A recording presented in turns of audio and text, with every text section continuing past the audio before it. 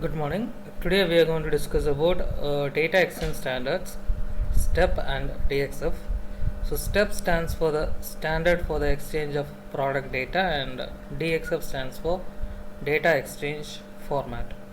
So STEP is actually a typically new file format which is being utilized instead of IGES file format, and DXF stands for the data exchange format, which is exclusively utilized by AutoCAD softwares since it is being developed by the Autodesk. So we'll discuss about the major functions to file formats. So before moving on to a detailed explanation of STEP, we'll just look into the drawbacks of IGES. So one of the major drawbacks, IGES is old. That is, it is being since its inception during the 1970s, it has not been modified or it has not been updated. So that's a major drawback. The geometry which is saved in IGES file format is not as information rich as the solid geometry. That's another drawback. That means there's a possibility that the information such as proper position of the curves, proper fillet, so that such data might have been lost if you are just saving. For example, for this particular file format, this have a large number of fillets are there, some curves are there, so there's a possibility that these things could get erased if you are saving this file format in IGES form, and it cannot carry MBD and MBD or PMI data, that is model based data, and next one is the product manufacturing information. So these are the geometric tolerance data, the flat roundness or parallelism of one particular surface compared to another particular surface. These data could not be saved if you are using IGES file format, and that's a major drawback. The fourth one is IGES file often need to be repaired. So as I already said, the information richness, there is a possibility that some of the geometrical traits could get erased if you are saving our solid geometry in IGES format. So that could even lead to what, the repair of the file. So these are some of the major drawbacks we'll face while utilizing IGES, and this could be avoided if you are utilizing the STEP file format. So again, we'll just look into it, how we could export a particular solid model into a STEP file format. So we can just draw a part model in SolidWorks. You can just save this in STEP file format. So two STEP file formats are available here: STEP AP203, STEP AP214. This AP214 stands for the automotive design. AP203 stands for the mechanical design. So such a mechanical and manufacturing operations for. So this AP means application protocol. So that decides the application for which our particular model has been created. So these codes will study that. We'll study these codes later in the coming slides. So that is how we can save a particular solid STEP file format. So again, this is an example for how to import an IGES file. Same step could be utilized for importing a STEP file format. So we can just go to a software such as ANSYS, just go there, file, import. So if IGES, instead of IGES, if you select STEP, you could import a STEP file. So that's very common way for importing data. So this is how we will obtain the geometric model we been drawn in some other software to the ANSYS software. So this is an example for how to import a file. So next we'll discuss about the details regarding STEP. So STEP, actually we'll discuss about the 3-layer architecture of STEP. So this architecture explains about how this data is being stored in STEP file format. So we have the files, that is the solid model. So it is being saved in 3 layers. That means the information is actually contained within these three layers. And layer 1 stands for the implementation methods, that is express design language. Layer 2 stands for the resource information models, and layer 3 stands for the application protocols. So this implementation methods or express design language states the relation between different components of a single model. Could be how each parts of a single solid model. That means if a table has 4 chairs, or like this, if a table has 4 chairs, this particular implementation method, this particular design language layer, this layer gives an information about the interlink between the 4 legs of the table and the table top, so that we could generate an information here.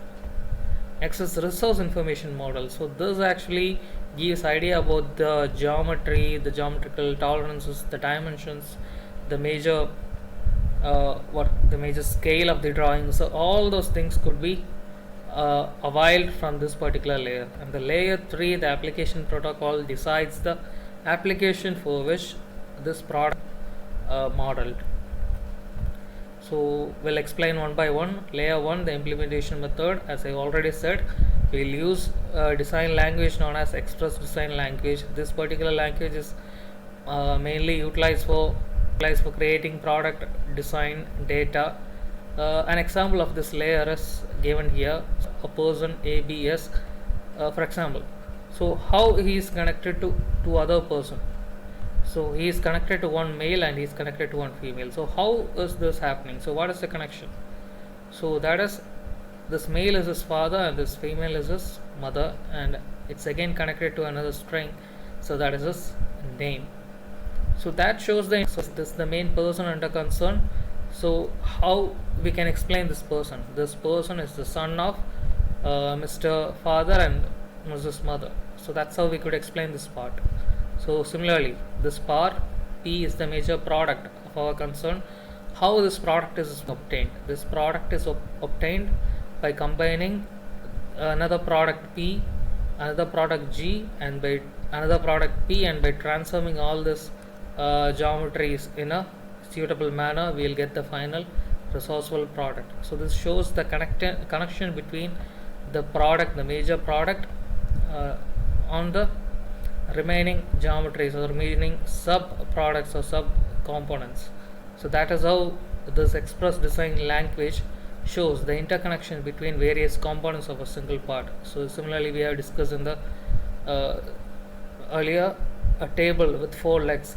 So how we could utilize this single geometry? This is a part, this leg is a part. How we could utilize this leg for constructing this table? So just take this leg, just transformation, we will just translate it to this portion. Just copy this, translate it to this end, copy this, again translate to this end, copy this, translate to this end, copy this, translate to this end. So we got 4 legs by transformation operations such as copying and translation. Now we can place the tabletop over the legs. So we obtained this table. So we formulated a relation between the table and the legs. So that is how this implementation layer, this particular layer 1, that forms a relation between the sub components and the major product. Layer 2 is the resource information model. So this describes about the various traits of a solid model. So the drawing structure that shows the drawing sheets, the scales, the drafting methods we have been utilized for creating this drawing. The product relation, so this shows about the number of parts this particular product has and their interconnected responsible organization. So which company or which institution formulated this particular drawing? So that could be availed here. Next is the geometric shape. So this gives about the geometric model, the form of geometrical model, whether it is a 2D model or whether it is a wireframe model, whether the representation, whether it is a CSG or whether it is represented by means of boundary representation. So all those informations could be obtained here. The annotation that shows the text, that means the explanation regarding again that could again explain about the geometric tolerances. So all those things could be obtained from the annotation. Access grouping. So grouping means how one part is related to another, how we could construct layers to make different regions of a product. For example, so here we could construct a layer based on this 4 legs. We could construct a layer, and based utilizing that particular layer as reference, we place the tabletop. So similarly, the interconnectivity could be represented here.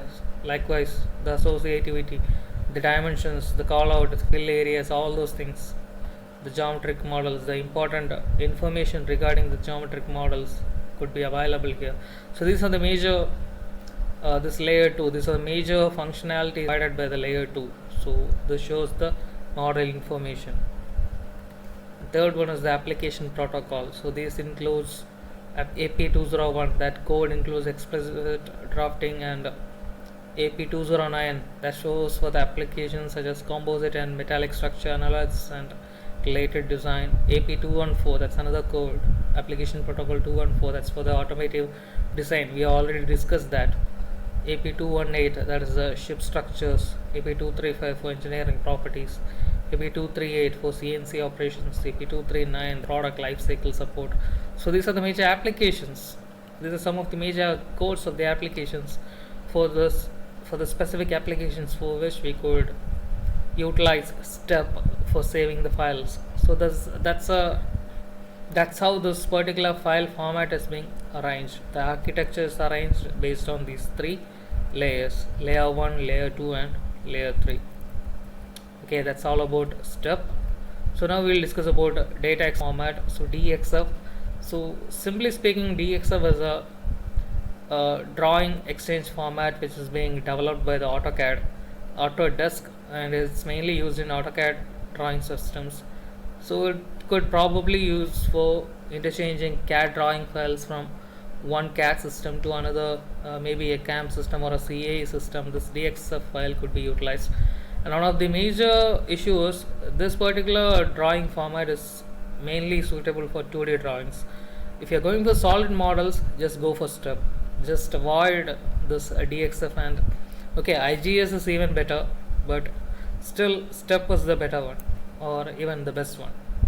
So we'll just move on to the major architecture of DXF file. It includes a header section. So header section means that shows the environment of the drawing. That means that shows the institutional information or the organizational information of that particular drawing.